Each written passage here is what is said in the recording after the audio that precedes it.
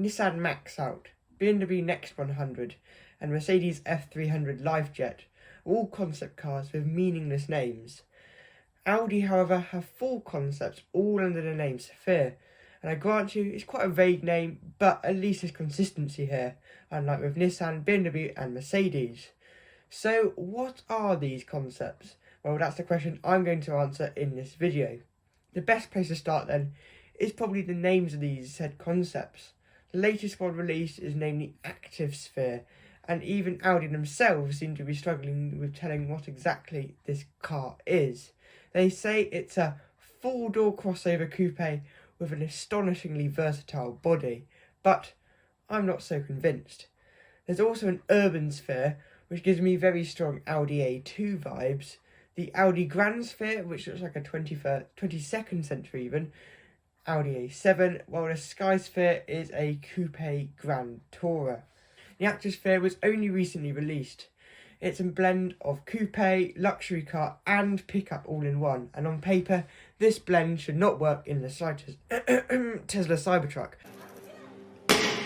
But when you look at the pictures, you can't really see any wrong angles on this car, and you do find yourself liking it, and I wouldn't blame you because the head of Audi says that this is his favourite of the Spheres too. There's also substance to this concept as well.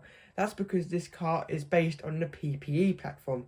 No, that isn't personal protective equipment. Instead, it's the more than €2 billion premium platform electric shared by the upcoming Porsche Macan and Audi EQ6. By using mixed reality, it also merges the outside world with the virtual one as well. However, this isn't quite as high-tech as with BMW's iVision D, as there's no headset needed in the iVision D. The Activesphere is the practical and sensible choice here, but with 24-inch wheels and a projected red carpet when you open the door, I think we can forget the sensible part. Although I did say it did look like an Audi A2, it's actually much larger than a Range Rover. It's a similar effect as the Hyundai Ioniq 5, just amplified even further in that car.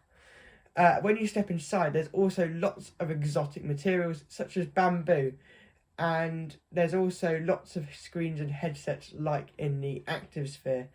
It's also supposed to have a range of up to 466 miles, but this is a concept. The Grandsphere is my personal favourite car here. Audi on their press kit say the drive system and handling are no longer at the top of the design specifications, and I'm sure R8 owners will love to hear that. Instead, they're focusing attention towards the interior and the occupant's living experience.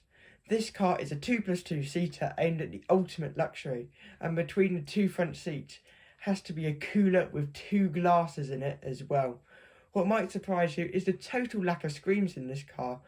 It's projectors on the wood and wool and metal panels instead, unlike the 2 previous concepts. The final car is the Audi Syksphere, a Bentley Continental, but instead from Audi. Rear wheel steering and adaptive air suspension are all here to give the Continental a run for its money. Any concept isn't complete with level 4 autonomy as well, which is on this Audi. My favourite feature though has to be the bonnet. It splits into 2 to reveal a straight 6 engine, except it's not actually an engine because it's home to electric motors producing 624 bhp. Thanks for watching. I hope you learned a bit about the 4 sphere concepts from Audi, and see you in the next upload.